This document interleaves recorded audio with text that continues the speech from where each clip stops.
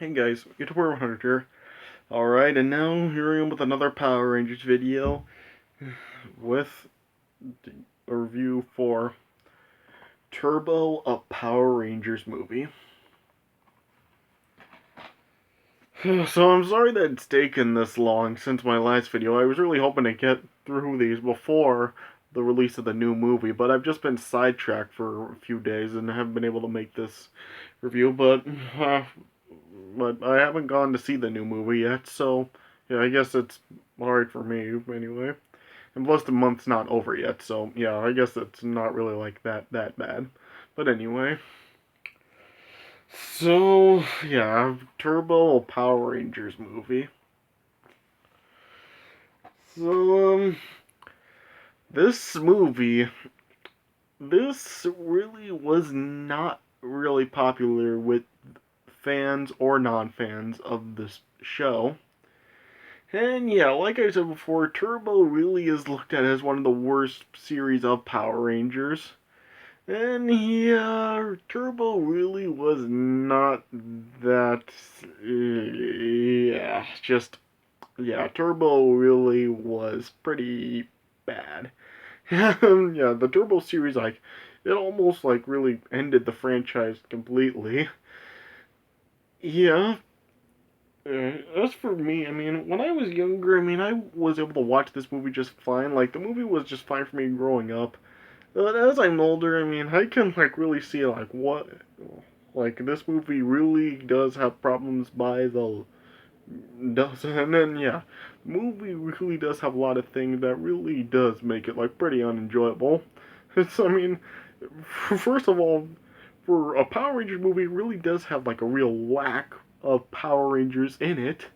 Yeah, and plus also like this movie also is like this really was like how the Turbo series of the show really began. This is when the Rangers did make the transition from Zeo to Turbo, and really just the way that they just switch from Zeo to Turbo just really doesn't make sense. Like, why did they even switch to the Turbo powers when really nothing happened to the Zeo powers? I mean, I've watched Linkara's History of Power Rangers Turbo video, and he just went off talking about how it really doesn't make sense why they just stopped using the Zeo powers and just switched to Turbo. Yeah, and plus this movie also has like a lot of continuity errors in it. I mean, there's like Alpha's new look in this movie. There's kind of like some changes to the power chamber, like the tubes in the background. And just like switching from having the Mighty Morphin costumes in them to the just becoming the Rangers' colors. New teleportation effects that suck. There's yeah, and plus there's like the stuff with the like Bulk and Skull. Like if you watch like Zeo, you so it showed that at the end of the Zeo series, it showed that Bulk and Skull were hired to do some undercover work in France, and in this movie, it shows that they are not on their mission to France, and it showed that like in Zeo, it was shown that Bulk and Skull along with Lieutenant Stone were fired from the police force, but yeah, this movie like does show that they got hired back somehow. So yeah, this movie really does have like a lot of continuity errors to it. And yeah, Turbo also probably had one of the most hated evil forces with like Divatox and her forces and stuff. Yeah, Divatox really was a pretty bad villain. And plus, yeah, the plot for this movie is just like kind of hard to follow really. And so yeah, the movie really does have like a lot of problems to it. So yeah, we really like not that great. I don't think it's like as bad as some people say it is, but yeah, it's still really like not that hot of a movie. And yeah, of course, like in this movie, like Divatox was trying to travel to a long lost island to join forces with an evil creature Malagor. And speaking of Malagor, have any of you that own the first movie, like right here, the Mighty Morphin movie, have you noticed that it has Malagor right here on the cover? Like, why is Malagor on the case for the first movie when he isn't in this movie? He's in this movie. So, yeah, it is something kind of strange to notice, but yeah, there's that. So, yeah, and Yeah, really, the only two Rangers that in this movie that are still part of the Power Ranger team are just Tommy and Adam. You know, like in Zeo, like we had the team of Tommy, Adam, Rocky, Tanya, and Kat, and then like Jason also as the Gold Ranger. And then yeah, it was shown like in at the end of Zeo, Jason transferred the gold powers back to Trey. Okay, so yeah, he's gone from here. But yeah, in this movie, like we see him and Kimberly make appearances in this movie, and so yeah. But of course, like they just end up really getting wasted, really. But I mean, I guess it is like kind of like good for the fans to see Kimberly and Jason again. But yeah, the movie just yeah not that hot really. So yeah, I don't know. I'd probably give this movie 2 stars out of 4.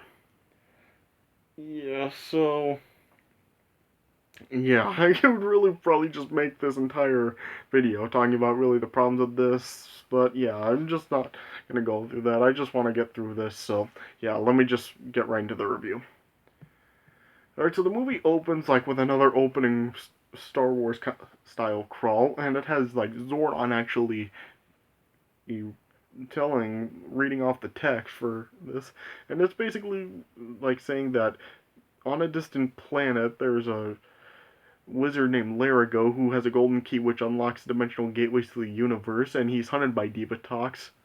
And yet, Larigo only has a chance to seek help of powerful friends by making his way to Earth.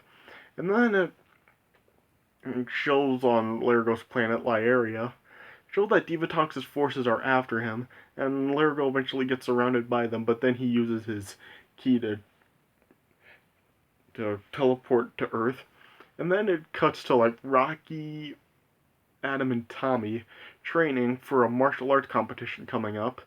And during the whole thing, I guess they're training, like the trainer is trying to get Rocky to kind of just like calm down a little bit since he was trying too hard. And then Rocky tried to do a spinning heel kick, but then he ended up like trying too hard again, and then he ended up just flying out of the ring somehow, did like a spinning heel kick, and then it showed like him flying backwards over the top rope, which I don't even see how he could do that. But then yeah, then Rocky ended up like getting hurt and injuring his back. And yeah, Kat and Tanya were like just looking, just like helping out with like kids at a nearby shelter, which is like gonna and in a position to close down unless they have the money to save it. And so yeah, so that's what that competition is for, because there's a grand prize for money prize for a charity and stuff. So yeah, and then eventually Larigo ended up landing on Earth, and it turned out that Larigo actually ended up landing in Africa. And then Zordon Alpha eventually discovered that Larigo was actually on Earth, and then it showed Rocky in the hospital, and then one of the kids at the shelter, Justin, was here, and yeah, we know Justin. All of you who know the series know about him, so yeah, but I'm not gonna go into that. So yeah, Justin ended up kind of like sneaking into Rocky's room, and then he heard Tommy, Adam, Kat, and Tanya arriving, and so Justin hid under Rocky's hospital bed. And then, as they were talking with Rocky, he Rocky was telling them that he would end up missing the competition. And then the Rangers were contacted by Zordon to report to the Power Chamber, and then Justin then discovered that they were the Power Rangers. And then after the other Rangers ended up teleporting to the Power Chamber, there was then Rocky discovered that Justin was listening to them. Yeah. And then yeah, Zordon then sent Tommy and Kat out to try to find Larigo in Africa with the uses of like power boxes, which I don't remember ever being in Zeo, but whatever.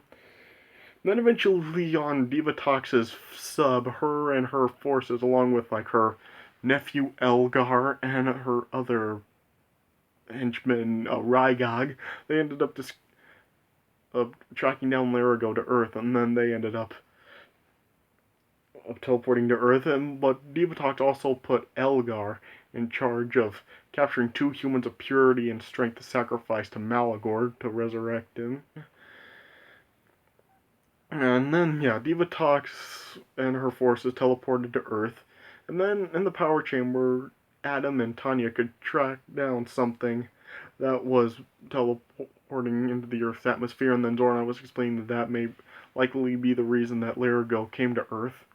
And then as Bulk and Skull were on their way to guard a dance-a-thon Lieutenant Stone assigned them to, they then, like, the sub ended up uh, flying over them and ended up capturing Bulk and Skull. And then, as Tommy and Kat were looking for Larigal, they ended up like resting for a second. And as the Kat was sitting down, there was a python that was coming down on her shoulder.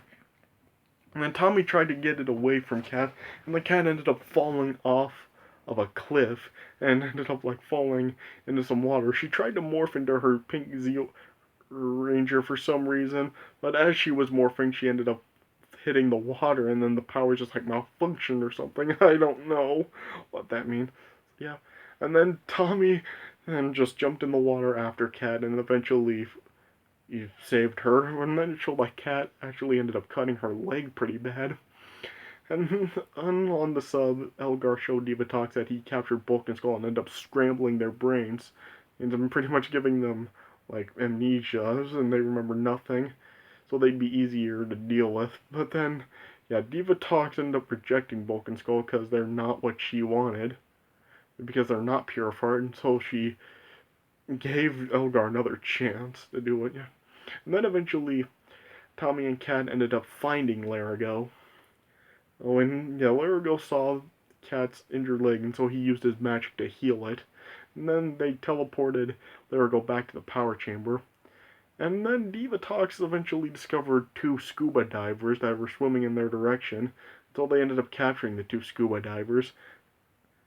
And then they eventually Divatox eventually made contact with Zoran and the Rangers, and she showed that she actually captured Larigo's wife, Yara, and child too. And so she told the Rangers to bring Larigo to her, and as a token of her appreciation, she'll spare some of their favorite humans, and it was revealed that those two scuba divers were Kimberly and Jason. And then Zordon was explaining to the Rangers that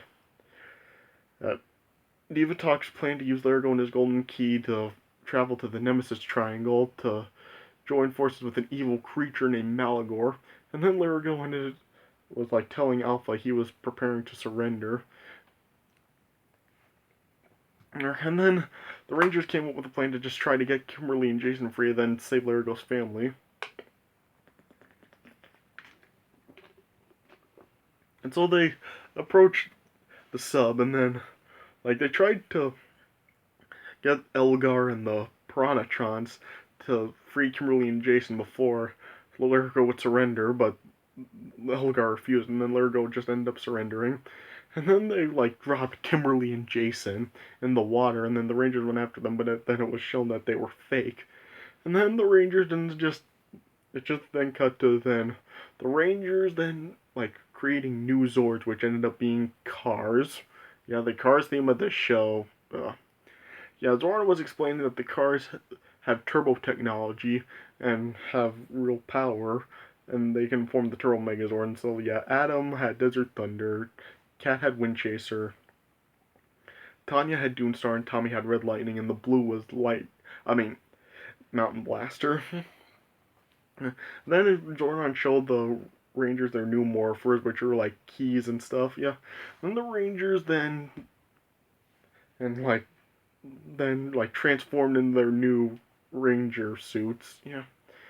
Then Zordon instructed the Rangers to take the Zords across the Great Desert Sea, where they'd find the Ghost Galleon, which would be a ship powerful enough to take them through the Nemesis Triangle. But Zordon and Alpha explained to the Rangers that once they cross into the Triangle, they need to merge the power of their keys together, and the combined power with the Galleon will see them through safely.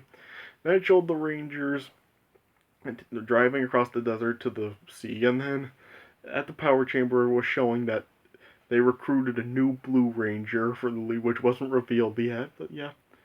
And then the Rangers eventually arrived at the sea, and then they found the Galleon, and then they saw the Mountain Blaster car also arriving, and then it was revealed it was Justin, and then Justin told the Rangers that Rocky had sent him.